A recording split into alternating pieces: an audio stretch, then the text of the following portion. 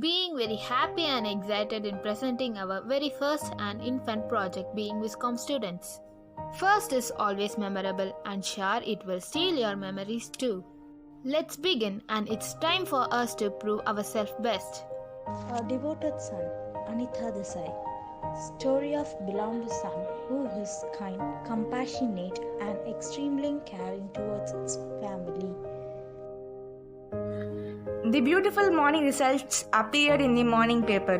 Rakesh rushed to his father, bowed down to touch his feet. What about your results, son? I topped the list. I got first in the country. The celebration begins at Varmaji's residence. The family whooped and danced. The whole day long, family and friends visited the Varma's residence to congratulate Rakesh and his parents. Rakesh was the first one to receive education in his family. So much has been sacrificed in order to send him to school and then medical college. And at last fruits of the sacrifice had arrived golden and glorious. The thesis he wrote for his MD brought Rakesh till greater glory. If only in select medical circle. He won a scholarship. He went to USA where he pursued his career in most prestigious of all the hospitals and won encomiums from his American colleagues. Now, Rakesh returned to his small yellow house and the first thing he did on entering the house, he slipped out of the embraces of his sisters and brothers and bowed down and touched his father's feet.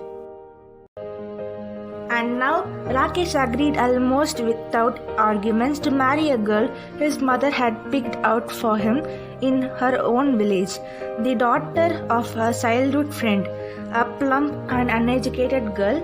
After that, the couple gave birth to the first baby, a son.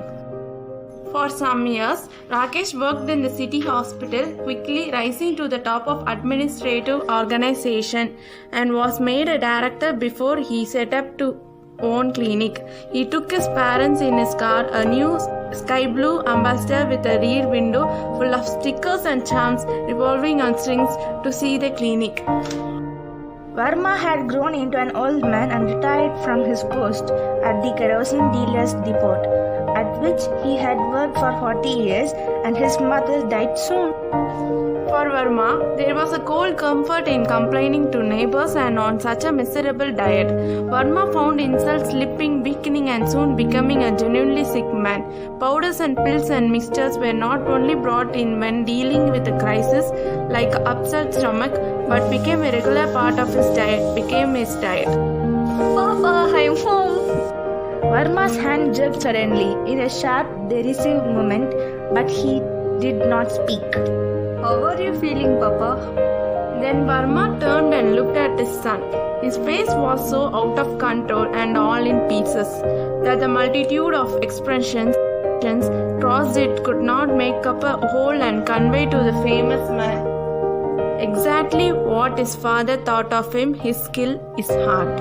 I'm dying, he croaked. Let me die, I tell you. Papa, you are joking. His son smiled at him lovingly. I will brought you a new tonic to make you feel better. You must take it. It will make you feel stronger again. Here it is. Promise me you will take it regularly, Papa. Varma's mouth worked as hard as though he still had a gog of bitter in it. Then he spat out some words as sharp and bitter as poison into the son's face. Keep your tonic. I want none. I want none. I won't take any more of your medicines. None. Never.